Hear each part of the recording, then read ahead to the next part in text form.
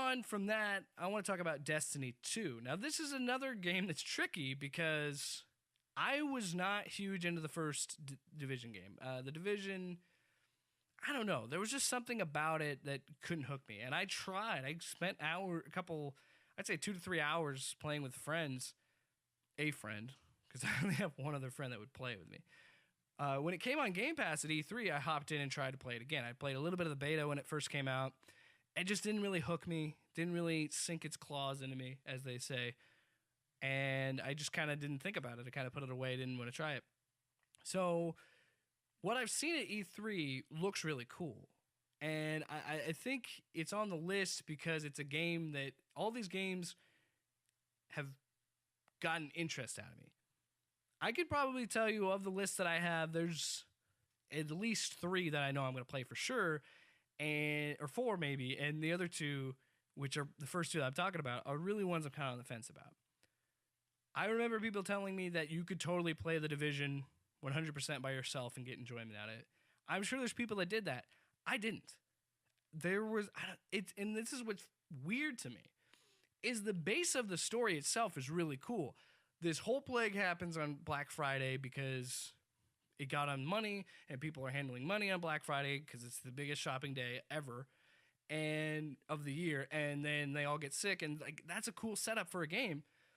But man, oh man, I don't think Ubisoft executed much of a story. And then I'm sure I'm going to get torched online because I'm sure there's people that have that. And that's fine that you like that game. But I think what I'm seeing with the Division 2 is more of the idea that I should have gone with the Division 1, where there is a narrative and there's an overarching story and there's probably a lot to it. But this seems to be focused on just having fun. And I think I got in my own way with trying to be invested in the lore, invested in some characters, and instead of just playing it like I play Destiny, I don't give a crap about Destiny's lore. I just play it. So maybe that's on me and not Ubisoft. Maybe I should have gone into the game that way. I don't know.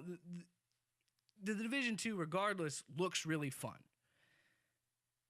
And I'm going to try my hardest to get back into it. And I think the little annoyances that I had in the first game will get addressed in this game.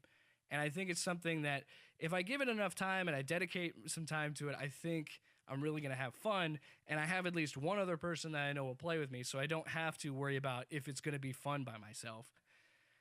I don't know, man. It's really hard for me to get invested in games like this because, I don't know, games as service always bug me because while they're good, and there's a lot of good ones out there, the practice of the game itself, of the idea of a game as a service, is just so weird to me because I'm usually the guy who loves to play single player games, get the story that I have, play through it, and be done. That's it. Like it's a straightforward experience. It could be an open world game. I could play the game however I want, whatever. But at the end of the day, it's one line going straight ahead. I finish the story and I'm done with it. These games rely on me coming back and back and back. And it's going to be interesting because 2019 has a lot of those games and it's going to be a crowded market. I think the Division 2 is different enough that it will stand out, but it's looking like Anthem might be winning my affection more just because of the sweet javelins. That's really it. It's the Iron Man suits that I think Anthem has the edge over the Division 2.